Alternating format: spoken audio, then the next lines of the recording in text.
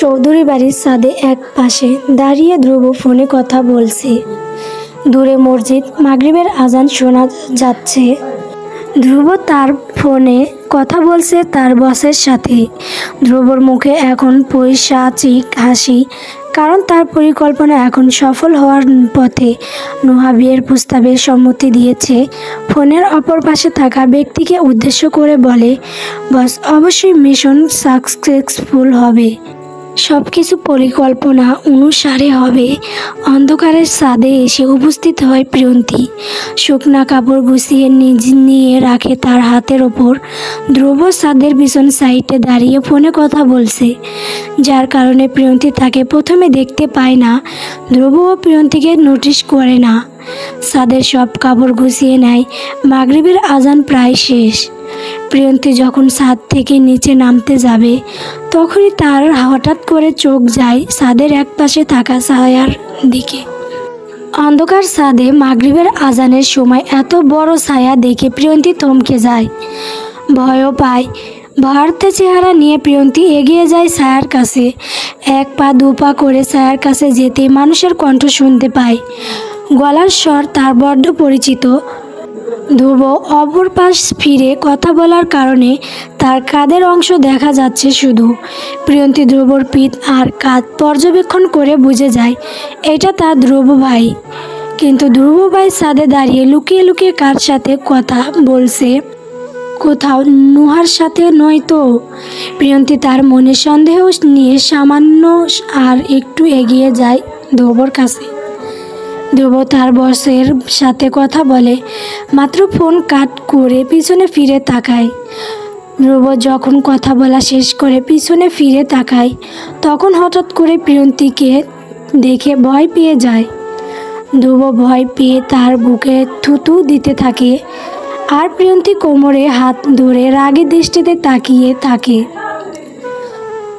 ধ্রুব প্রিয়ন্তীর এমন রাগ করার কারণ বুঝতে পারে না। ধ্রুব বলে, কি হয়েছে তোর প্রিয়? এমন করে রাগী চোখে তাকিয়ে আসিস কেন? খুন করবি কি আমায়? প্রিয়ন্তী তার কণ্ঠ চিবিয়ে বলতে থাকে, যদি সাধ্য থাকতো আপনাকে খুন করে ফেলতাম। বউ রেখে অন্য নারীর সাথে কথা বলতে লজ্জা করে না আপনার? নুহার সাথে কথা বলছিলেন আপনি, তাই না? প্রিয়ন্তীর রাগের কারণ ধ্রুব এতক্ষণে বোধগম্য হয়। ধ্রুব তার মুখের রিয়েকশন এমন করে যেন তার কিছু যায় আসে না প্রিয়ন্তীর কথায়। ধ্রুব তার বসের সাথে কথা বলছিল, তার প্রিয়ন্তী মনে করেছে ধ্রুব নুহার সাথে কথা বলছে। ধ্রুবর হাসি পায়, তবু সে শান্ত গলায় বলে, নুহার সাথে কথা বলি বা অন্য নারীর সাথে সেটা আমার ব্যক্তিগত বিষয়। বাড়ির কাজের লোক তুই, আমার সব কথার জবাব তোকে কেন দিব? প্রিয়ন্তী অপমানিত বোধ করে, তবুও সে অধিকার বোধ নিয়ে বলে উঠে, শুধু কি কাজের লোক হই এই বাড়ির? আপনার বউ হই না? যদি নুহাকে বিয়ে করবেন, তবে আমায় কেন বিয়ে করেছেন আপনি? ধ্রুব প্রতিবাদী সুরে বলে উঠে, যদি তুই অন্য পুরুষের সাথে অবৈধভাবে রাত কাটিয়ে আসবি, তবে আমায় কেন স্বামী হিসেবে গ্রহণ করেছিলি? প্রিয়ন্তী চুপ হয়ে যায়। ধ্রুব আর কথা বাড়ায় না, রাগে কটমট করে ছাদে থেকে বের হয়ে যায়। প্রিয়ন্তী স্থির হয়ে দাঁড়িয়ে থাকে। ছাদ জুড়ে পিনপিন নীরবতা কাজ করছে। সদর দরজায় দাঁড়িয়ে আছে মেহুল। তার হাতে পায়েসের বাটি রয়েছে, যা দুপুরে রান্না করা হয়েছে। রোকসানা বেগম মেহুলকে দেখে বলে, মেহুল, তুমি এখন এখানে? ফুপুর কথা শুনে মেহুল মৃদু হাসি দেয়। এরপর তার হাতে থাকা পায়েসের বাটি এগিয়ে দেয়। মেহুল পায়েস তার ফুপুর বাড়িতে আসে তার সাথে দেখা করতে, কথা বলতে।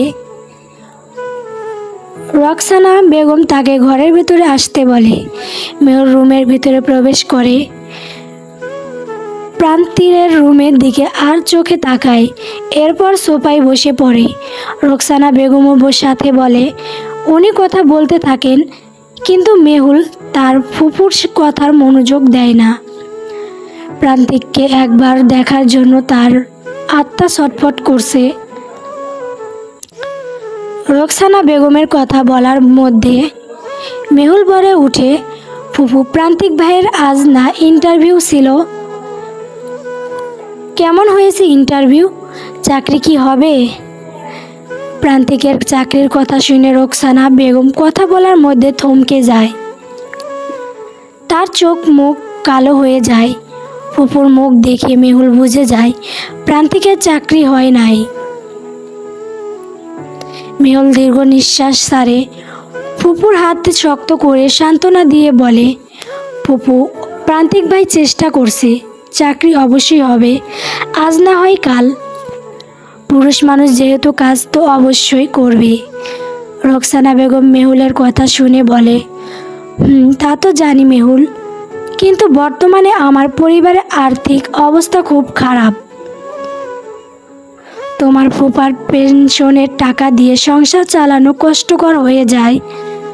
তাছাড়া বড় মেয়ের বিয়ের জন্য টাকা জমাতে হয়। যদি প্রান্তিক চাকরি করে তবে অনেকটা সুবিধা হতো। ফুপুর সব ঠিক হয়ে যাবে। প্রান্তিক ভাই একদিন অনেক বড় চাকরি, বড়, শুধু সময়ের অপেক্ষা। রোকসানা বেগমের সাথে কথা বলা শেষ করে মেহুল প্রান্তিকের রুমে যায়। রোকসানা বেগম তার রুমে চলে যায় মাগরিবের নামাজ পড়ার জন্য। অন্ধকার রুমে বিছানায় শুয়ে আছে প্রান্তিক। মেহুল তার রুমে প্রবেশ করে। প্রান্তিকের চোখ বন্ধ দেখে ঘুমিয়ে পড়েছে মনে করে, তবু শিওর হওয়ার জন্য ডাক দেয়, প্রান্তিক ভাই। প্রান্তিক বিছানা ছেড়ে উঠে না, বন্ধ চোখ খুলে না। প্রান্তিকের নিঃশ্বাস ভারী হয়ে ওঠে, যা দেখে মেহুল বুঝে প্রান্তিক ঘুমিয়ে রয়েছে। মেহুল তার মাথার কাছে গিয়ে আলতো হাতে তার চুল স্পর্শ করে। প্রান্তিক ঘুমের মধ্যে নড়ে চড়ে উঠে। মেহুল মৃদু হাসে। এরপর প্রান্তিকের সমগ্র মুখমণ্ডল পর্যবেক্ষণ করে। তার চোখের শান্তির জন্য মেহুল মাথায় হাত বুলিয়ে মনে মনে বলে, ভালোবাসি আপনাকে প্রান্তিক ভাই।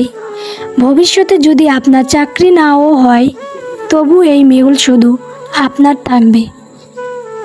আপনি আমায় ভালোবাসেন বা অবহেলা করেন, আমি সারা জীবন আপনাকে ভালোবাসবো। মেহুল তার হাত দিয়ে প্রান্তিকের মুখে ছুঁয়ে দেয়। এরপর ঘুমন্ত প্রান্তিকের কপালের ঠোঁট ছুঁয়ে দেয়। দুপুরে ইন্টারভিউ থেকে আসার পর জুতা না খুলে বিছানায় শুয়ে পড়ে প্রান্তিক। মেহুল তার পায়ে থাকা জুতা খুলে দেয়, হাতে থাকা ঘড়ি খুলে পাশের টেবিলে রাখে। ফ্যানের বাতাসে প্রান্তিকের ছোট বাবরি চুল উড়ছে, যার কারণে তাকে অসম্ভব সুন্দর লাগছে। মেহুল আবার তার প্রেমে পড়ে যায়। তার বেকার ছন্নছাড়া পুরুষের চলবে।